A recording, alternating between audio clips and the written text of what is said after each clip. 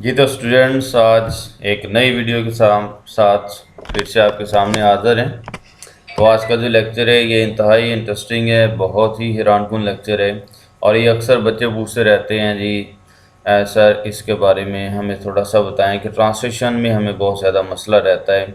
जो second year के अंदर और मैट्रिक लेवल के अंदर जो ट्रांसलेशन आती है, एक उर्दू पैसे दिया जाता है, बच्चों ने उसको इंग्लिश ट्रांसलेशन करनी होती है उसकी।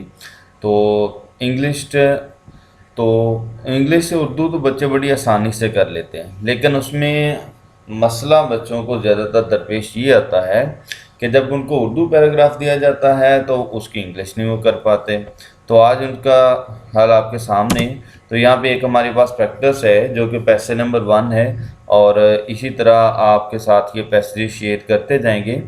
तो उससे पहले एक आप छोटा सा काम लाजमी कीजिएगा कि सब्सक्राइब तो आपने चैनल ऑलरेडी किया हुआ है और मज़ीद भी आप इसको करते रहें। तो जो बेल आइकन है इसको लाजमी प्रेस कीजिए ताकि जैसे ही नई वीडियो आए तो वो आपको मिलती रहे जी। चलिए जी, हम चलते हैं अपने लेसन के ऊपर कि पैसे नंबर 1 है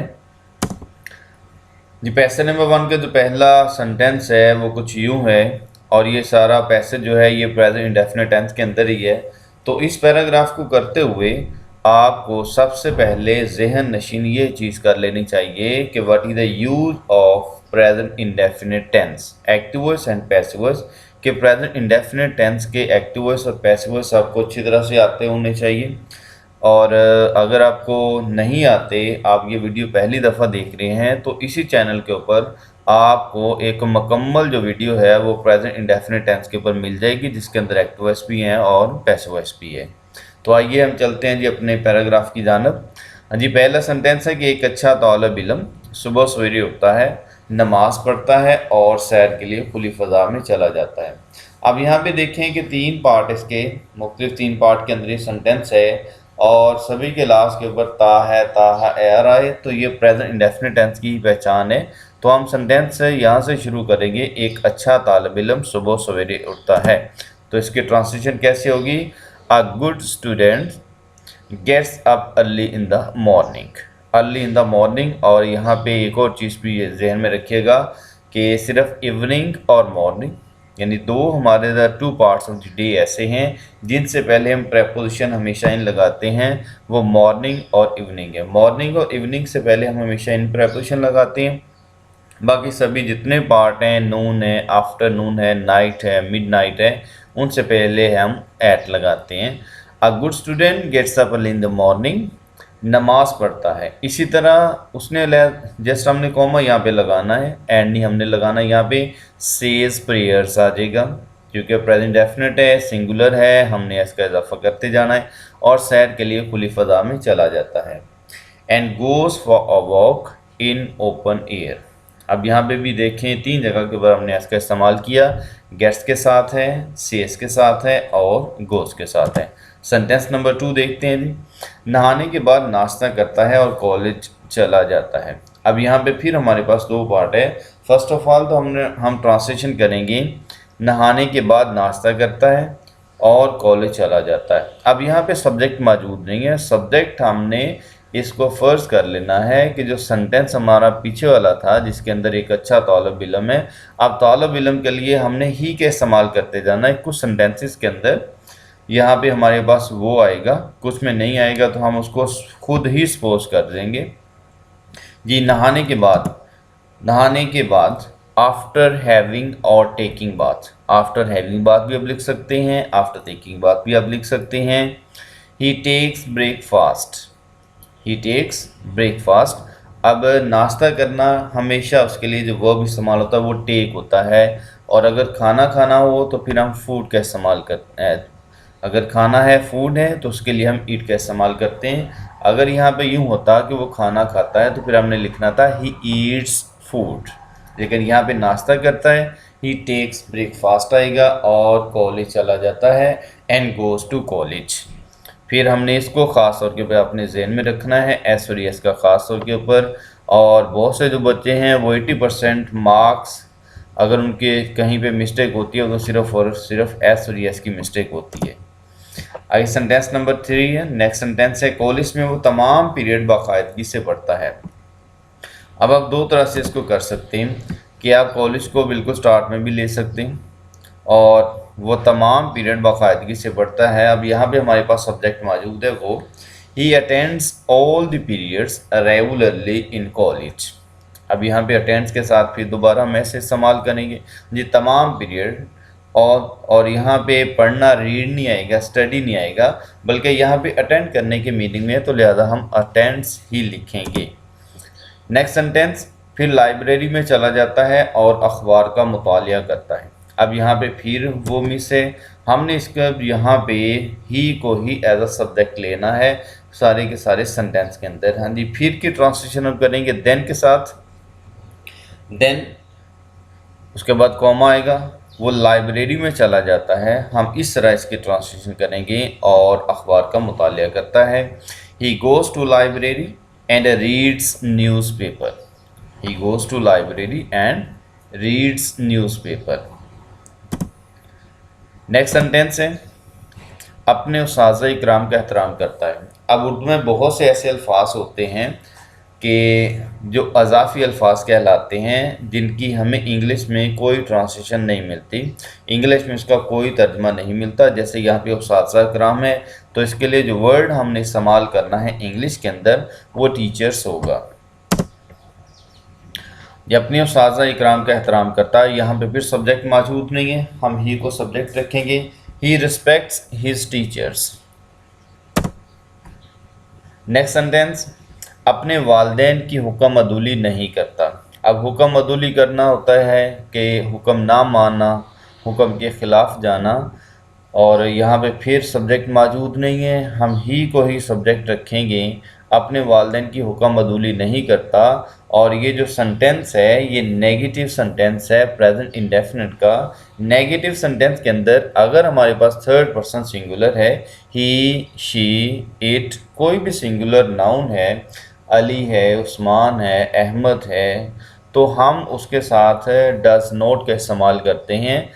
और अगर इनके अलावा फर्स्ट पर्सन होता, सेकंड पर्सन होता, या फिर थर्ड पर्सन प्लूरल होता, तो फिर हमने वहाँ पे डू नॉट का इस्तेमाल करना था, हमने डज नॉट का इस्तेमाल नहीं करना होता। तो एक और यहाँ पे रूल ये है कि जब हम डू और डज का इस्तेमाल करते हैं, डू हो, डस हो, या डू नॉट हो, या डस नॉट हो, तो उसके साथ हमेशा वर्ब की हम फर्स्ट फॉर्म का इस्तेमाल करते हैं। अक्सर बच्चे ये भी गलती करते हैं, ये भी मिस्टेक करते हैं कि उधर डू और डस लगा होता है लेकिन उसके साथ फिर एस और एस का इजाफा कर देते हैं। वो रॉन्ग कैसे बनाते हैं, जैसे हम ऊपर वाला सेंटेंस ये है कि अपने उस्ताद इकराम का एहतराम नहीं करता है, हम अगर उसको नेगेटिव बनाएं तो बच्चे गलत बनाते हैं जी, ही डज नॉट रिस्पेक्ट्स। नहीं, ये बेटा गलत होगा। हमने यहाँ पे अगर डज का इस्तेमाल करना है तो डज के बाद हमेशा फर्स्ट फॉर्म ही आएगी जी। अपने चलते हैं जी हम अगले सेंटेंस के ऊपर कि अपने वालिदैन की हुक्म अदूली नहीं करता। अब यहाँ पे नेगेटिव था, ही था, ही के साथ हमने डस नॉट का इस्तेमाल करना है, ही डस नॉट। अब हुक्म अदूली करना था डिसओबे। अब डिसओबे की यहाँ पे हमने फर्स्ट फॉर्म लगानी है, हमने सेकंड नहीं लगानी, थर्ड नहीं लगानी, और एस का इजाफा भी यहाँ पे नहीं करना। He does not disobey his parents, कि वो अपने वालिदैन की हुक्म अदूली नहीं करता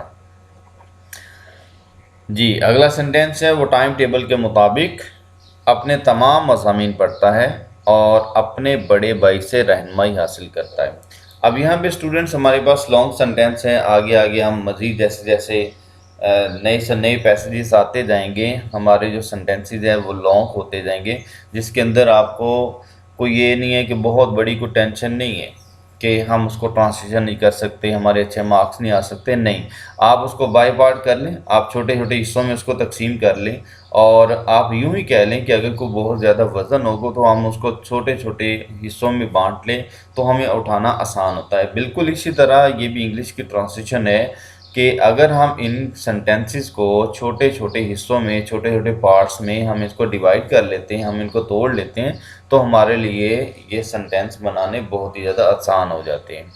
जैसे यहाँ पे हमें इसको कैसे अलग-अलग कर सकते हैं, वो टाइम टेबल के मुताबिक। अब ये थे कि टाइम टेबल के मुताबिक की ट्रांसलेशन क्या आ जाएगी, टाइम टेबल के मुताबिक, इसका इंग्लिश में तर्जमा क्या होगा, according to the time table, according to the time table. और सबसे पहले हमने ट्रांसलेशन करनी है, वो अपने तमाम मज़ामीन पढ़ता है, यानी वो अपने तमाम मज़ामीन पढ़ता है। फिर हम करेंगे टाइम टेबल के मुताबिक, फिर हम अगले हिस्से में चले जाएंगे और एंड के साथ हम उसको करेंगे अपने बड़े भाई से रहनुमाई हासिल करता है। और यहाँ पे भी हमने और के बाद ट्रांसलेशन करनी है, अब रहनुमाई हासिल करता है, ये ट्रांसलेशन करेंगे। फिर हम करेंगे अपने बड़े भाई से। दोबारा फिर देखें कि हमने इसको शुरू करना है, वो अपने तमाम मज़ामीन पढ़ता है, फिर हमने करना है टाइम टेबल के मुताबिक, उसके बाद और रहनुमाई हासिल करता है, फिर हमने करना है अपने बड़े भाई से। तो चलते हम इसके ट्रांसलेशन की जानब। He reads all his subjects. अब यहाँ पे अपने भी था, तमाम भी था। He reads all his subjects according to the time table. कि ये सेंटेंस हमारा हो गया, बिल्कुल शॉर्ट था, ये नहीं था कि बहुत ज़्यादा मसला था। तो आप इस मेथड के ज़रिए से आप इसको इंतहाई आसान अल्फाज के अंदर कर सकते हैं। And seeks guidance from his elder brother. जी, बड़े भाई के लिए हम बिग ब्रदर का वर्ड यूज़ नहीं करते, बल्कि एल्डर ब्रदर होता है। और अगर इसी तरह अगर छोटा भाई है तो उसके लिए हमने यंगर ब्रदर का वर्ड यूज़ करना है। दोबारा फिर सुन ले, बड़े भाई के लिए एल्डर ब्रदर होगा और छोटे भाई के लिए यंगर ब्रदर होगा। जी, नेक्स्ट सेंटेंस, वो कुछ वक्त के लिए हॉकी भी खेलता है। अब हम पहले लिखेंगे वो हॉकी भी खेलता है, फिर हम लिखेंगे कुछ वक्त के लिए, फिर उसकी ट्रांसलेशन होगी, फिर उसका तर्जमा होगा। वो हॉकी भी खेलता है। He also plays hockey. He also plays hockey. आगे कुछ वक्त के लिए, फॉर सम टाइम। इसके लिए और भी हमारे पास ट्रांसलेशन मौजूद है। फॉर सम टाइम आप लिख सकते हैं, फॉर अ वाइल लिख सकते हैं, फॉर अ फ्यू टाइम आप लिख सकते हैं। जी, नेक्स्ट सेंटेंस, रात को जल्द सो जाता है। And this is the last sentence of our today's lecture. रात को जल्द सो जाता है। जी, इसके लिए रात के लिए हम लिखेंगे एट नाइट। जैसे कि हम इसी की स्लाइड नंबर 1 के अंदर हमने पढ़ा है कि अगर नाइट होगा, नून होगा, आफ्टरनून होगा, तो उससे पहले प्रेपोजिशन हमने हमेशा एट लगानी है। हाँ जी, यहाँ पे भी हमारे पास सब्जेक्ट भी मौजूद नहीं है। सब्जेक्ट हमने रखना है जी ही को हमने सब्जेक्ट ही रखना है। He goes to the bed early और सून। एट नाइट को आप सेंटेंस के लास्ट पे भी लेके जा सकते हैं और एट नाइट को सेंटेंस के आप स्टार्ट में भी ले सकते हैं। अगर आपने एट नाइट को सेंटेंस के स्टार्ट में लेना है तो फिर हम इसके बाद कॉमा लगाएंगे, और अगर आपने इसको लास्ट पे लेके जाना है तो फिर हम इससे पहले कॉमा नहीं लगाएंगे। At night he goes to the bed early और सून। तो ये था हमारा स्टूडेंट्स आज का लेक्चर। इसमें आपको कहीं पे भी कोई भी मसला है तो फिर आप मुझसे डिस्कस कर लीजिएगा। ऊपर मोबाइल नंबर भी है, और अगर आपने इधर यूट्यूब के ऊपर कमेंट करना है आप वहाँ पे कमेंट कर दें और मैं फिर वहाँ पे आपको रिप्लाई दे दूँगा। Thank you very much students आज के